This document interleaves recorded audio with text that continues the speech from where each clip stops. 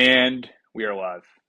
Welcome, everybody, to the My360Mindset Podcast with your host, Coach Mike Chaves. We are doing a big time, and I mean big, strong roundtable today. With the exception of Dr. Tucci and I, we have two very strong individuals here. Talk a little bit about strongman competitions and all the mindset habits that go into it. I want to give Eric Dawson, Mr. Eric Dawson, the strongest man I've ever been in contact with via a handshake.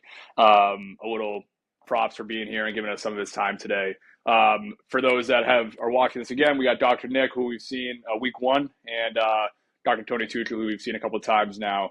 But for those that don't know you, Eric, and for us, if you can give the viewers a little background of like who you are, what you do, how you got into Strongman, anything that can help them kind of understand, hey, this is how this guy got into this. This is what he's doing now. Yeah, absolutely. So I got into it because, as I think like a lot of people roughly my age, watched it on TV growing up, always was fascinated with it. I played all sorts of sports growing up, football, baseball, basketball. I was a swimmer on a club team when I was much younger, through track in high school, just pretty much anything athletic I could get my hands on or do, I was involved in. And once I was done playing college football, I kind of wanted something to keep those competitive juices flowing. And that's how I ended up in Strongman. It was as simple as I was having a conversation with a coworker of mine. I was like, I really want to get into that. I just don't know where to start. And they had said, hey, there's another gym like not far from here that teaches people how to do that. And as they say, the rest is history. That's coming up on 20 years, almost 20 years ago. Gotcha. And then in terms of competing, what are some of like the biggest events that you've had the pleasure of competing in during your time? I know that's probably a loaded question, but if you could highlight a couple, that'd be huge for us and for viewers to understand where you've been, what you've been doing. Sure. So I served as an alternate. The biggest one people would know is I served as an alternate and the equipment tester for World's Strongest Man. I didn't get called up for that. That was in 2017. I think it was in the Philippines. I was down there. So I was an alternate, didn't get called up. That's the way it goes. But beyond that, I've done some Strongman Champions League contests throughout the world. I won a couple of those. Ultimate Strongman, which is run by a gentleman named Glenn Ross. That's also another big international contest that draws a lot of high-level competitors. Beyond that, I've competed in Norway. I think about a dozen, not quite a dozen, about 10 countries around the world in various federations, as well as America's Strongest Man here in the States. So I guess that kind of broadly answers that question. Yeah, no, I appreciate it. And again, it's just to give the viewers an idea of kind of who you are, who they're listening to, because I think it's important to kind of foster that connection early, especially for people that might not know who you are at all, you know what I'm saying? So it's great to have that. And then in terms of Dr. Tucci joining us, I appreciate your time, Tucci. I want to let you explain a little bit about your interests in Strongman on the sports psych side and kind of why you were so fascinated with this, having Eric as our guest, because I know we had talked a little bit about your interest in Strongman and, all things psych in that side of things. No, I'm really glad to be here, even if it's for a short time. I appreciate you guys letting me sit in. Eric, it was so nice to meet you, and I really appreciate your time, man. With this sports always just fascinated me, in particular with like autonomic nervous system regulation and just calorie reservation and holding back on when you actually can get pumped up and how you preserve your energy and just all of that work that goes into being in the zone, not too hot, new cold. I just felt like in the Olympics, you're seeing it so much. They're not even kicking in the swimming pool anymore to try to conserve energy. Like it is just becoming so big, especially with like individual power sports. And so I'm just really fascinated to kind of hear, do you have these certain strategies or routines that kind of let you dissociate from it, but are really meant to just help you preserve your energy as much as possible, not get too low, not get too high? Yeah, 100%. And I think that that's what separates certainly an intermediate lifter or, strongman, strongwoman from a novice. And then I think even more so, it's really like the elite level athletes, what they're able to do to separate those things from even like an intermediate lifter and those differences. Yeah. Go ahead, Tuch. Yeah, no, I appreciate that. And so do you find that like the field is kind of evolving or training is starting to evolve to really focus on this, or is this more like best kept secret kind of stuff? It's definitely evolving for sure. There's definitely a lot more intelligent people getting involved in the sport, both from the coaching side of things, from the competitive side of things. So being able to have more intelligent people kind of feeding into and understanding and wanting to contribute to it has helped a lot. I mean, I've benefited a ton from my coach, Andrew Triana, who I know. I think, Nick, did you go to school with him? Or I know you both went to Springfield, but I don't know if you. Okay, yeah. Andy is, if you guys don't know him, look him up.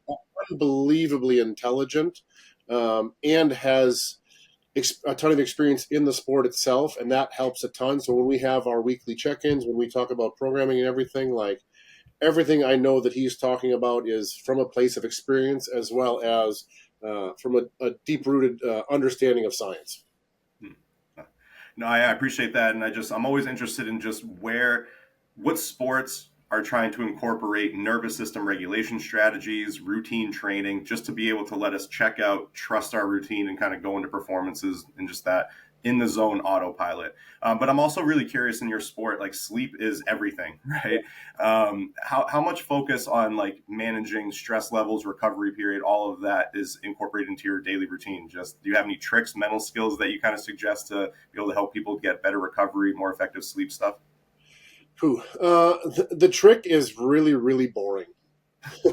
It's just be really consistent with all of it, right? And actually, like, truly not just like give lip service to it, but actually do all the things that I'm about to tell you are all things that people have heard 1,000 times before, right? Like, all right, make sure you're getting enough sleep. What does that actually mean? What, the steps before you actually go to bed, right? Like, do you have any, do you take magnesium, zinc, fish, like that kind of stuff? Like, do you start regulating your body down, like turn screens off, start making, get into a dark room, all those things, right? Like if you're doing the scrolling at 11:30 o'clock at night, and you've got to be up at 5 o'clock in the morning, like you're not setting yourself up for a successful day the next day, right?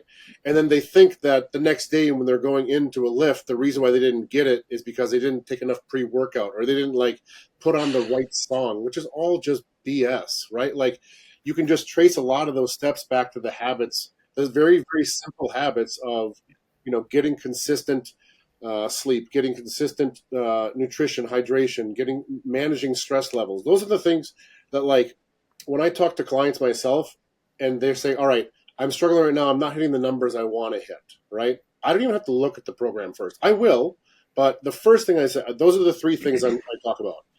Are you getting enough sleep? Are you getting proper hydration / nutrition? And are you managing your stress levels? Because if one of them's off, your performance is going to be off. If two of them are off, you're screwed. And if three of them off, we should probably back off and you should function in life better before we talk about performance-based stuff. No, this is really helpful. And I think what you're speaking to in like, as far as like the mental skills coaching aspect of our work, we call that like stimulus control. A lot of people will come to us because of difficulties with sleeping. And the first thing I tell them is, if you're able, like if you're not in a dorm room or the house isn't so crowded and you can only use your bedroom for sleeping, you'd be amazed at how easy it is to just fall asleep when you go to bed. So a lot of what you're just doing is incredible, like habit control, environmental control, and really awesome skills that I just want the listeners to really tune into because these tricks really work. And so I appreciate that. And I'll just keep throwing so much at you, but I just really appreciate the time you have here. I'm also very curious. So I'm a big proponent of anger being a great driver, but a terrible leader. And just kind of going back to that caloric output and managing that, how much of a role does like emotions, like specifically anger or other aspects of like the limbic system and that emotional center in the brain play in your ability to perform at your best? I'm going to address specific anger. For me, very little. It's not something I'm old enough now. I've been training with a barbell for 30 years, right? So early on in my career, like I did a lot of that. I don't want to say fake because it didn't feel fake, but it kind of felt like, all right, I got to do this and I got to fight myself. I get angry at it. And like, usually what ended up happening early in my lifting career was it was a 50-50 shot whether I'd get that heavy lift, right? And what I had found over time was being a lot more in my head, right, for lack of a better term, like being conscious of all the things I need to do to be successful, right? And there is something to be said for like kind of getting after it, right? You can't, the way I kind of like describe it with, and this is, forgive the clunky analogy because I'm not a computer science person, but like it's hard to both process and download information simultaneously, right? So I always try to think about the times in between all of my sets. I'm downloading all the information from the previous set. What did I do right? What did I do wrong? Then when it's time to actually lift, that's when I'm processing. I'm pausing the download so that way when I'm actually lifting, I'm not thinking about all those things. I'm just doing, right? So if I can allow myself to do that with my brain, I don't have to worry about getting super angry or getting super amped. For the most part, there's always going to be some times where like you've kind of got to dig down and get something a little extra. But those generally, I found I can count on one hand the entire time in like 1 year that I can do that. I try to access those types of things, right? The rest of it ends up being a lot more calm. So I don't know how familiar you are with powerlifting, but Ed Cohen actually talked about this a lot too, right? He's like, don't always think like the person who's like banging their head off the locker beforehand is not actually any more dialed in mentally than the person who's not doing anything, right? It's just because you don't see it, right? So being outwardly demonstrative does not mean you're actually more focused than someone who isn't.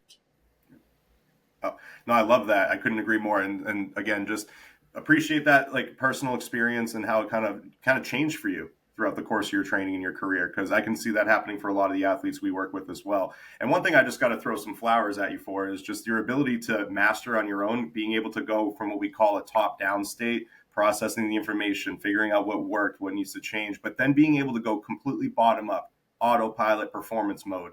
This is a huge thing we're trying to teach our athletes. And so just anything that you found that's really helpful or helped you be able to go from that top down to bottom up, just do it state. I think that the viewers would really appreciate that.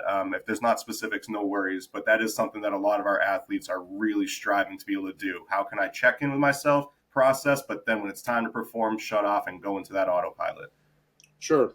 So I would say, again, not that complicated. If there's multiple things happening, like while I'm processing that, I generally at the end of that process will pick one thing.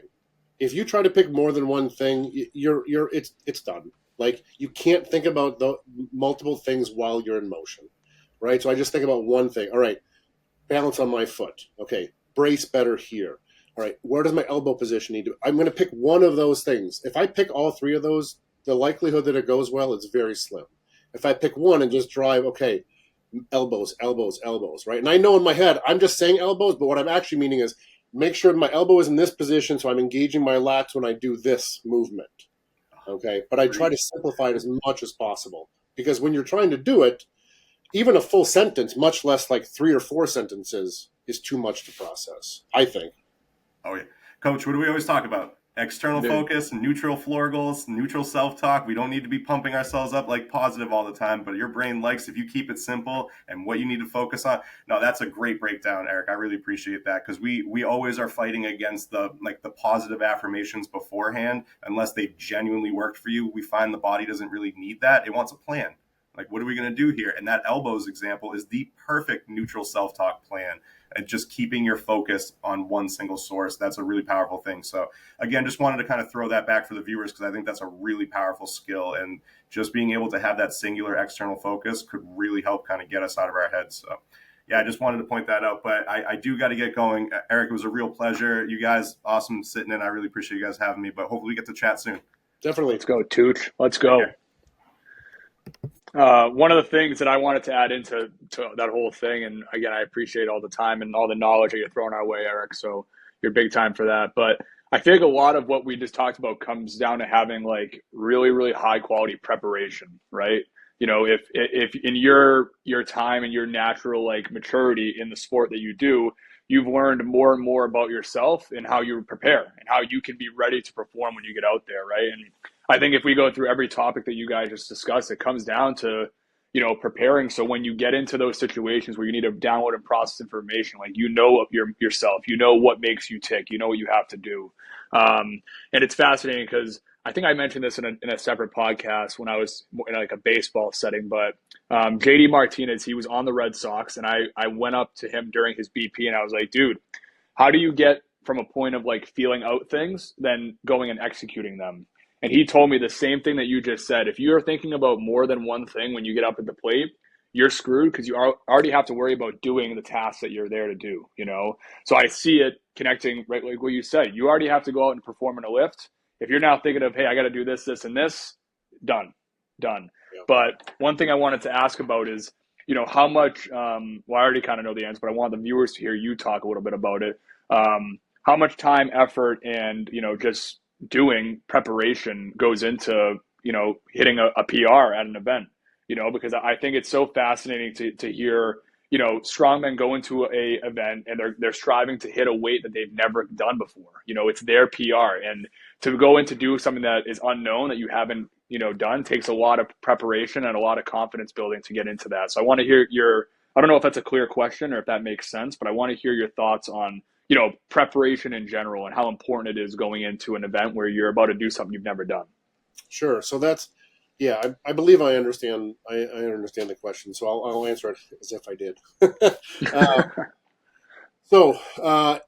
I'm going to kind of answer that in two parts. So if you're doing something in a competition you've never done before, there's a huge trust factor that needs to be built with yourself and then your plan / your coach, right? Because a lot of people, and I will candidly say a lot of, even like more than just novices, intermediates, and I'd even say not advanced or elite lifters, but certainly there's a lot of, and for the record, like what I consider like, all right, there's novices, right? Then there's like this many intermediate lifters, and then there's this many advanced / elite lifters, right? So you don't see that a lot with what I'm about to say with intermediate, like, or with advanced lifters or elite lifters, where you feel like you need to test the rocket launch 2 weeks before the launch, right? Like, you know, I know NASA doesn't send, you know, rockets into space anymore, but like they don't do that, right? They don't say, well, let's hope we can get it 2,000 feet in the air before we actually send it out. No, they do all their prep work ahead of time, right? And they trust that all the science, all the stuff that they've done and based on previous knowledge, that with all this information, when it's time to actually launch the rocket, it's going to go where they want it to, right? So there is a huge trust factor. Now, what I will say, there's plenty of, certainly novices, and this does happen with some intermediate lifters too, they have to scratch that itch, and they have to try to attempt that lift before the day, right? Now, can that be good? It can. It can also go disastrously, right? And again, going back to that analogy of that rocket launch, you're like, all right, I did it. It didn't go well, but I'm ready in 2 weeks. You're like, sorry, we burned up all the fuel that you're going to need in 2 weeks, right? Or, you know, we use this part that we have to, you know, it takes 6 months to manufacture. We can't do it again, right? And again, forgive the little bit of a clunky analogy, but like when you do that and you feel like you need to test yourself that close to a meet, you're just shooting yourself in the foot, because the likelihood, very, very high level, that you're going to be able to repeat that with a short amount of time is minimal, right? And generally, you can kind of get away with it if you're super novice because you're not that strong yet, right? And I don't mean that judgmentally. It's just like you haven't pushed yourself to that limit. Like the ability for someone to deadlift their first, you know, 300 pounds is very different than somebody who's going after an 800, 900, 1,000 pound deadlift, right? They may be able to recover from that a little quicker than somebody who's like, all right, I'm going to attempt to deadlift this 900 and something pound deadlift, and then 2 weeks later do the same thing, right? More than that. I know that I'm kind of like bouncing around a little bit, but no, this is perfect. Part of it is a trust factor. Now, we will in training, we will test stuff that we do push kind of that upper limit or close to the upper limit, but we leave plenty enough time to both mentally and physically recover from that point. And I say mentally recover from that point. I mean, physically is obvious, right? Like you push yourself to that limit, you need time to come back, to ramp back up. But more so mentally, if you hit it, awesome. Then you're like, all right, I know I can hit this, and it's going to be even better because we're going to continue to build off of that. The negative side, if it doesn't go well, you have time to process what about it didn't go well, and did I leave myself enough time then to build off of those things and correct those things that didn't go well, right? So in terms of timing, I think the timing of it is how I would, if I were to simplify it, I'd say timing matters when you're doing that kind of like testing and figuring it out. At this point in my career, I would say between myself and my coach, very comfortable with just kind of riding and just trusting that, like, as long as I'm healthy going into that competition at this point in my career, like, I know I'll be able to step up on game day and hit whatever I need to hit, right? I don't need to prove to myself 6 weeks out from a contest that I can do 1,000-pound yoke run. I know I've done it before a bunch of times. I know I can do it again, right? So I'm going to get underneath maybe a 700, 800, even 900-pound yoke and just say, all right, like, get underneath this, remind yourself how it feels. How do you brace? How do you put it on your back? How are your steps going to be? Remind yourself of all those things so that when it's back underneath that really stressful load, you're ready to go. Because when you're talking about those really, really heavy weights with a lot of this stuff, it is damaging, right? Like physically it can be really damaging and it's hard to recover. And you know, it's the old cliche with sports too, like availability is the best ability, right? Like if you are in your healthiest, healthiest position at the day of the contest, that's awesome, right? Now, is that possible to be like totally the most healthy? No, because on some level, as you know, in all sports, like they just naturally beat you up. But if you're going into a competition and you feel like, man, you're dragging your body, like half your body behind you and the luggage with you, like that's not a good feeling either, right? Like you're not going to be able to go out there and push yourself to the limit. Yeah. No, and it's so interesting to hear because I always talk about like just the natural, especially with parents and a lot of youth athletes that we work with, the natural maturity that comes with playing sports and being involved in the sport, right? Like, you know, parents will come in and they'll question why their 10-year-old has certain habits. And I'm like, well, they have 10-year-old habits. That's what they're supposed to be doing. Like that's obviously it's not completely optimal and it's not what the pros do, but they're 10 years old, right?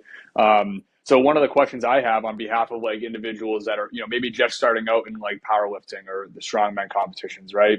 And they might be in a situation where they're trying all these lifts to kind of prove to themselves like, hey, I can do this, right? What would you say is the best way to tackle this specific situation? Somebody goes in and they're attempting, maybe they want to hit a 600-pound deadlift in competition in 3 weeks, right? Or 4 weeks. So they have plenty of time to physically recover from that. But then in practice or at the gym, they don't hit it, you know, and they don't hit that 600-pound deadlift, right? So now they kind of have that self-doubt rolling into that competition day. How do you think that a person could kind of manage those feelings or those thoughts going into that day? Do you know what I'm trying to say? Or Yeah. what situation I'm painting?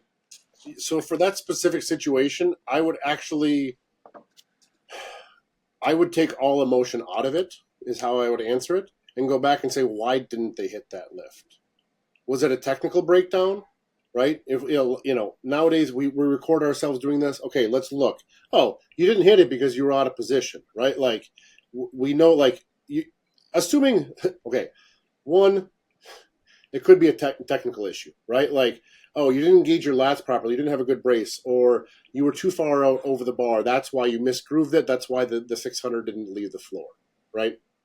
Or you're just not strong enough is the other thing, right? Like, not a lot of people like to hear that, right? But like, there is something to be said for like, all right, if it's truly within reason, right? Like based on all the progression leading up to that point, that 600-pound deadlift should have moved, right? The previous week you hit 585. It went really well.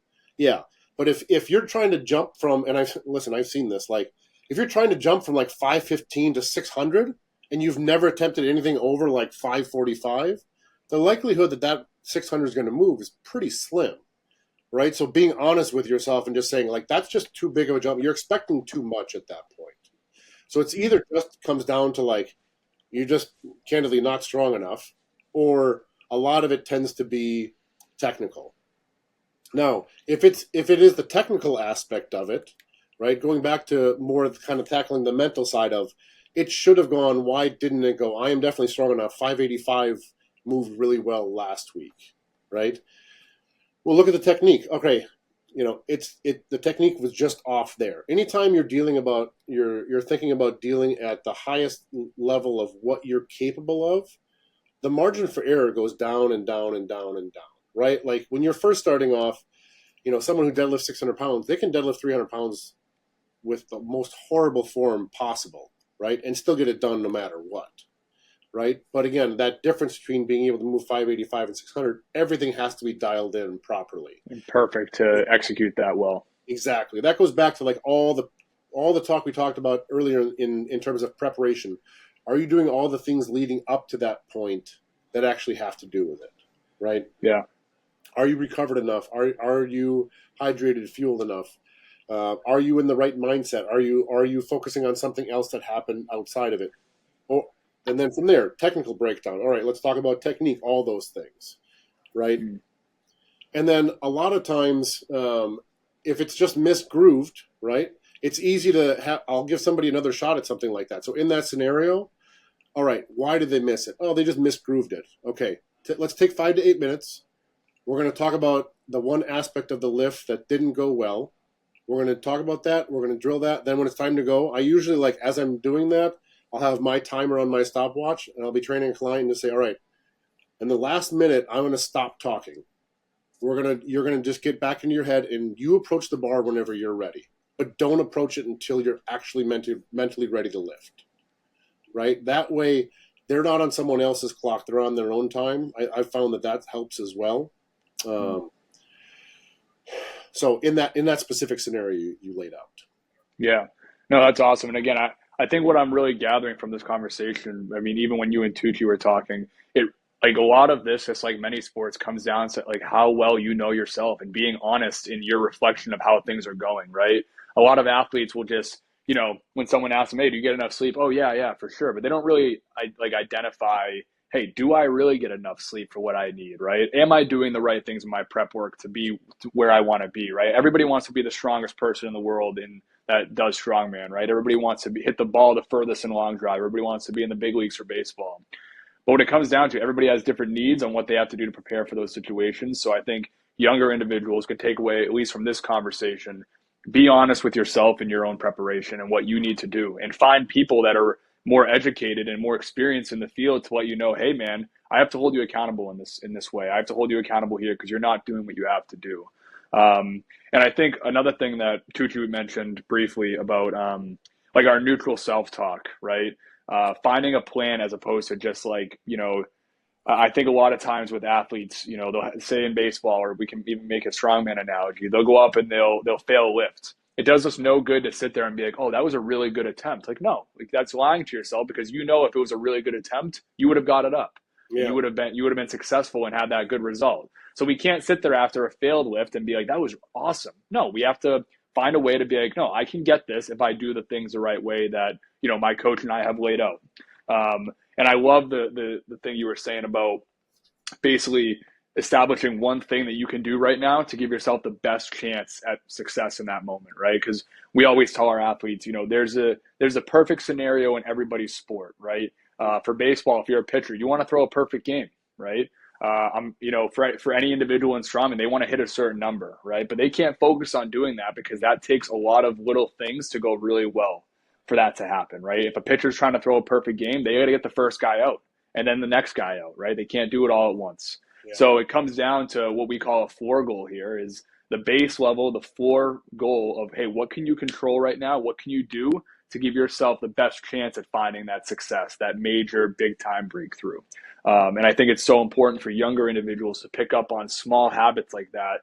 Hey, I'm going in to do this deadlift right now. What am I focusing on right now? I'm not just going to be here and just try to pick it up, because if I don't have a cue and I don't know what I'm working towards, it might be, I might get it up, but I don't know why I got it up, same thing, seeking out coaches that can be there to be like, hey man, you did this, and this well, and that's why you got that up, right?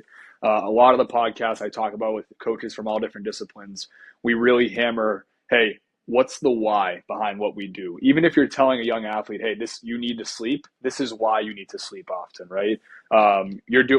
Like Nick's been helping me out with trying to get stronger for doing long drive competitions. And we were doing a floor press, and he was explaining, I'm sorry, not a floor press. Well, we've been doing those, but what's the one when you put something here and you're just like pressing down to that? Yeah, like a board press. Or a board press. We're doing a board press. And I'm like, dude, I've never done this. I'm like, what is this for? And then he explained to me that when I was doing my straight up bench, I was failing at that point. So that's like my weakest point of my bench.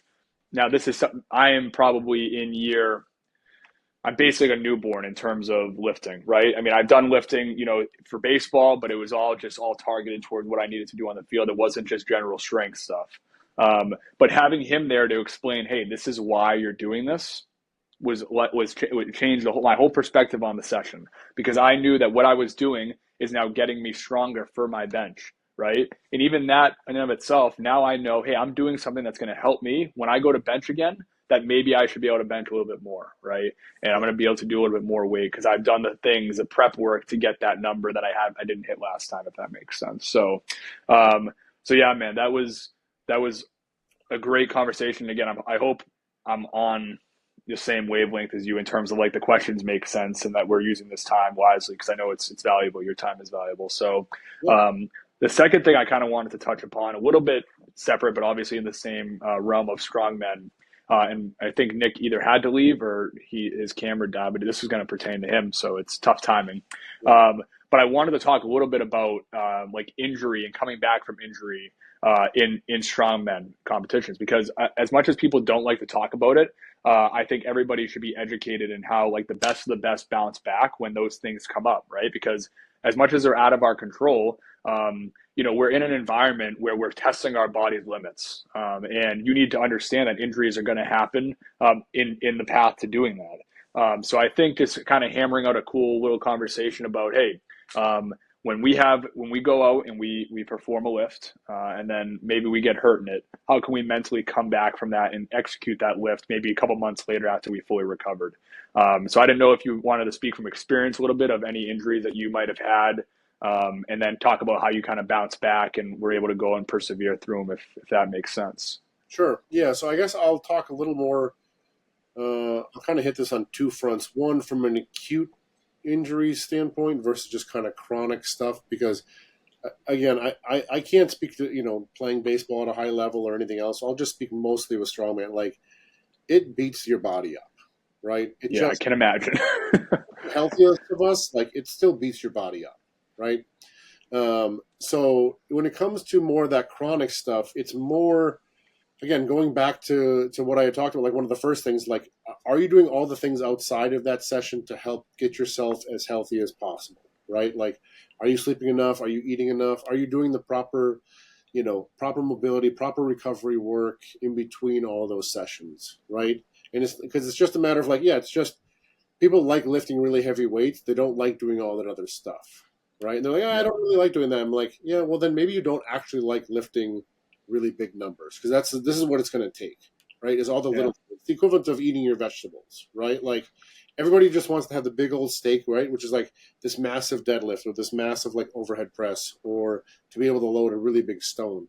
But you're like, all right, well, what if I told you have to start doing all of these types of drills and this type of stuff to help keep yourself healthy enough to do that? You're like, I know, but I just want to keep loading that stone. You're like, I get it, right? Like, keep going and doing that and seeing how that works. Right? Like, long term, it's just not going to work out super well. So from the more the chronic stuff, it's just more a matter of, I always tell people, like, are your actions lining up with your goals, right? It's simple, right? Like, if your actions aren't lining up with your goals, how much do you actually care about attaining your goals, right? Because then you're just wishing it'll happen at that point. Yeah, 100%. Now, if we're talking more about like an acute injury, like, all right, you've hurt your back, which I've done, right? And this is something, as it pertains to deadlift in particular, that's my Achilles heel in the strongman world. That's the one that I give the most points on. What allowed me to, while physically I'm never going to be the biggest deadlifter for sure, what's allowed me to at least crawl back into like getting some points on the board at each competition, and maintain my health through that to compete in all the other events and really make up points that way, is just through a ton of repetitive, successful lifts at submaximal weight, right? It's just building enough repetitions of being both successful and not having that injury or that pain come back while doing it. So it's just, I just have to stack up enough bricks, right, to say, all right, I know, versus kind of having that mindset of, well, the last time I did this, it didn't go well, and I couldn't stand up. I literally couldn't stand up straight for weeks, right? Oh. We build enough time and enough sessions and enough reps in all of those sessions that's the furthest thing from our mind. It's more a matter of not only did the last time it go well, but the time before that, and the time before that, and the time before that. And I can look at all of my log of my training, like week after week, month after month. I've built up all those little bricks that I can say, no, I'm going to stand on this and know that it's going to go well because of all that, not because of that one random time before, right? Yes. But you need to also, again, put your ego in check and not go after that really heavy thing too early, right? You really do need to pull back and work submaximally and work on your form, work on all that.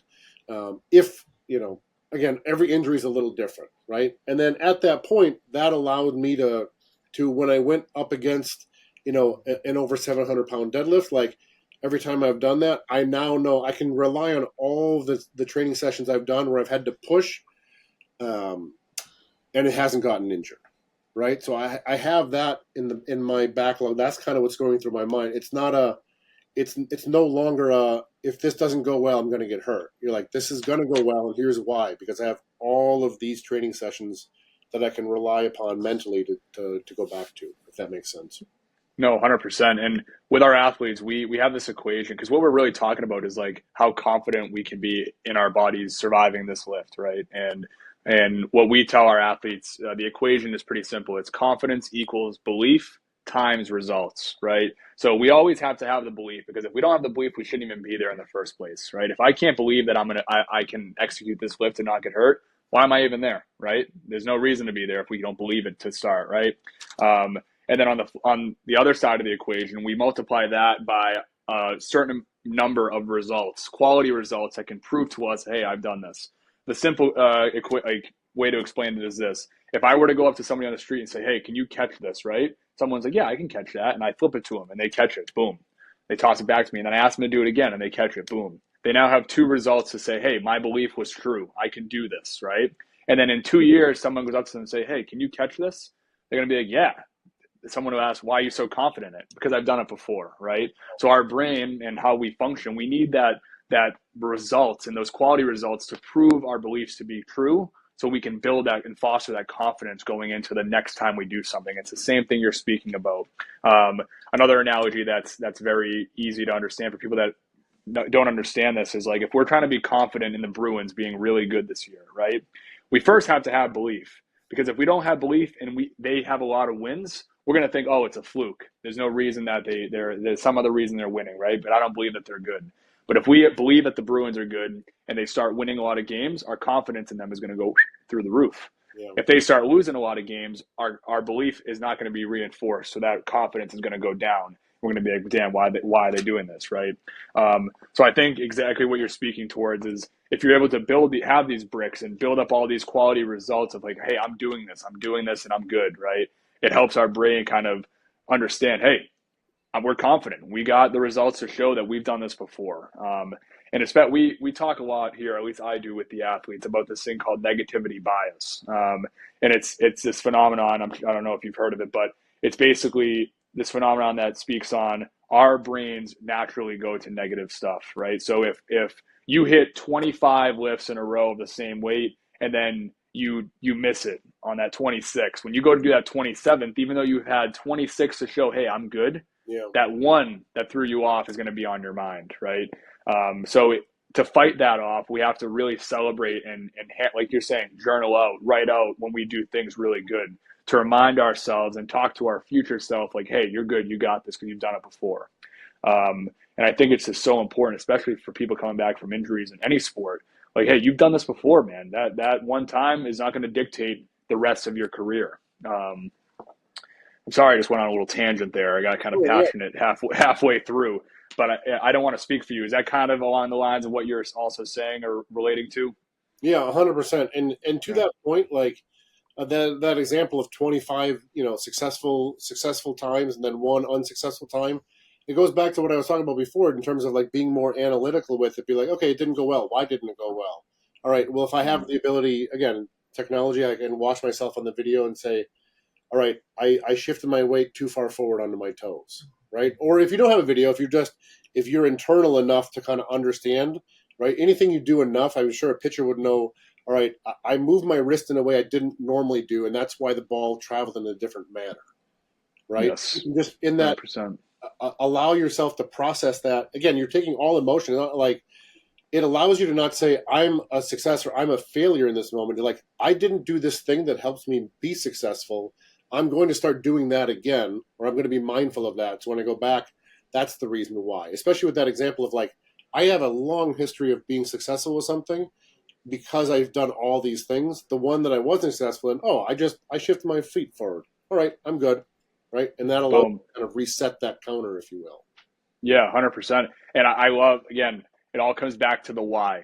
Even, why we do good and why we do bad, right? Yeah. Being able to throw some more value as to like, okay, I wasn't set up in the right way. That might give my brain not an excuse, but just an explanation for, hey, this is why it didn't go well. Like I've told people, it's way better when you get denied on a job application when they tell you, hey, this is why you got denied, as opposed to just you got denied, right? Because then we'll never know. You'll never know why you got denied, right? That's why people seek out those answers in those situations. But then when it comes to their sport or their lift or anything like that, it's almost like it slips their brain to kind of feel that out, and they look for the answer on the external as opposed to the internal, which I think happens often. One other thing that I wanted to talk a little, this might not be like as official of a topic compared to the other ones that we've discussed, because the other ones have been really good. But I wanted to talk a little bit about this whole like phenomenon that I've seen on Instagram of like ego lifting. Okay. Because hear me out, just reason with me for a second. So I have a lot of baseball athletes, and I'm sorry I keep talking about baseball. It's just what I've done for a long time, and my competencies lie in that. So, but I have a lot of baseball athletes that want to hit bombs. They want to be like Aaron Judge, but they're 10. Right. And I'm like, hey, these doubles, these guys, the balls you're hitting to the fence will turn into home runs once you get stronger, bigger, faster, and you just age. Right. Yeah. And I think a lot of people that at least I've met that are, beginner lifters, they assume that they should be able to lift pretty much any weight if they like get in the right mindset and they pull and they work really hard. Right. So at what point is there like a ceiling for people that they don't comprehend? Do you know what I'm saying? Like there's a certain point where you're not going to lift much more because you're just not strong enough to do it. And how can somebody really identify that early in their career? Because I've seen people that are at the gym just, general bodybuilding stuff, just there to like work out, and they're ripping like, 60-pound curls, and they're just like, they're not even doing it. They're just like going like this, But what kind of advice can you throw to beginners in this field to kind of understand where they're at in terms of, hey, this is the weight I should be doing, how to not, like give away my form just to chase some numbers, and kind of speak towards that whole part of the lifting world if you can. Yeah, that's going to be, that's tough. When you're dealing with younger athletes, it's really hard for them. You've got to have somebody that they trust in or believe in. And on some level, that's not even the full equation, right? Like kids are still going to be kids, right? Yeah. Yeah, of course. Yeah, they're going to want to rip stuff off the ground. No matter how knowledgeable, how much they trust in that person. Like at a certain point, right? Like the analogy of putting your hand on the stove, right? Like your parents tell you, don't put your hand on the stove. Put your hand on the stove. You're like, I just need to put my hand on the stove to experience it myself, right? And on some level, like, I wouldn't say, so I don't work with a ton of youth athletes. I have worked with a few one-offs here and there. And in those scenarios, or more so with adults more so that kind of want to do that equivalent of like, I kind of got to touch the stove. I let them do it in a safe environment, right? Mm-hmm. All right, I'm going to let you put on enough weight that like, I know you're not going to get hurt doing it, but the likelihood that you're not going to be successful is pretty high. Right, enough so that like I can let them scratch that itch and be like, okay, I'm definitely not ready for this.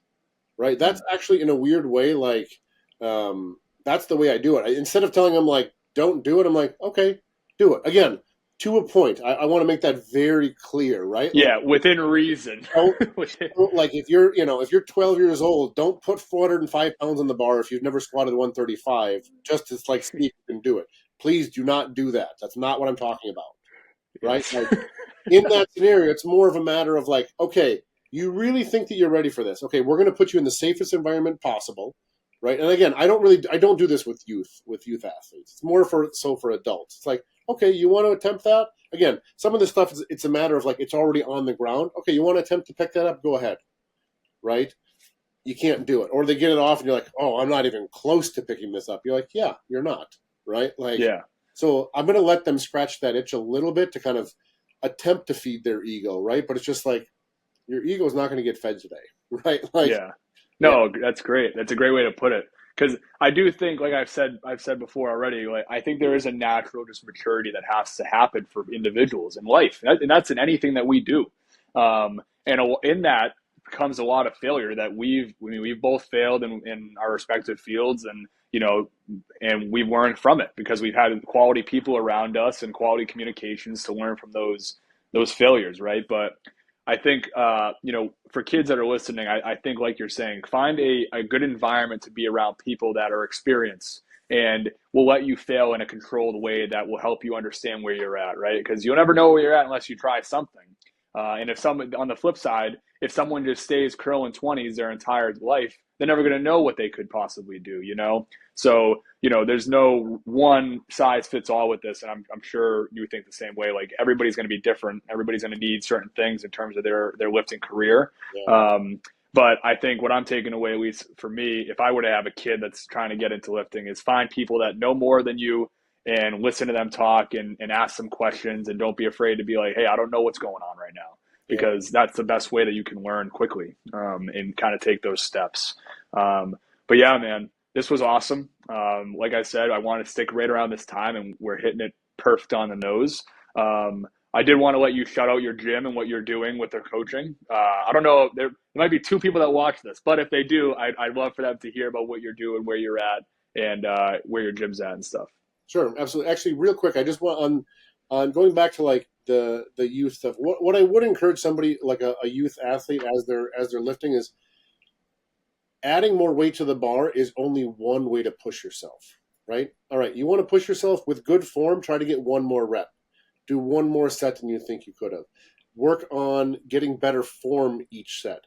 Reduce your rest break. Try to move the bar faster than you did the previous set, right? Like adding weight to the bar is not the only way to get better each session. And a lot of times, especially now in this late in my career, I don't always do that. A lot of it is like, all right, I'm going to improve the quality of every single repetition, or I'm going to reduce all the workload I did last week by just, every set's now going to be 15 seconds less or 30 seconds less than it was before. So I can get that amount of workload in a short amount of time. And that's getting me better, right? Because at a certain point, you just can't keep adding weight onto it. So I just wanted to, kind of have that little addendum to my last answer.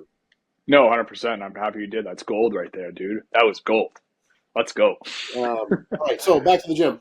It's Titan Barbell is the name of the gym. It's in Stoneham, Massachusetts, 20 Spencer Street, and we have people that come in here that compete in strength sports for sure. So strongman, powerlifting, some Olympic weightlifting, people that are getting ready for everything from like jiu-jitsu matches and MMA athletes to people that are getting ready for marathons, half marathons. And then we also have people that just like lifting and not be in a commercial gym environment. Is a big portion of the population that I think a lot of people don't realize just how many people are in here that are just like, hey, I just don't want to be in a commercial gym, but I really like being in an environment like this. I like lifting weights. I like getting strong. I like being in good shape. And I just don't want to do it at a big commercial gym. That's awesome. And I think people could benefit from that, especially if they just get in and see the vibes. I want to go. I want Nick to take me, and just so I can see the vibes of it, because I want to try to pick up these rocks. Not playing. That thing wouldn't leave the ground. Knowing me, I'd probably break my toe. So just rolling it onto myself. But nonetheless, man, Eric Dawson, the man, the myth, big human, and very strong, man. Thank you for your time, man. I really do appreciate it. Like I said, this was awesome. I can't thank you enough for all the knowledge that you were able to drop. For those that are watching, thanks for listening to this far. If you did, God bless you. And we'll see you next Friday on the My360 Mindset Podcast. We're done.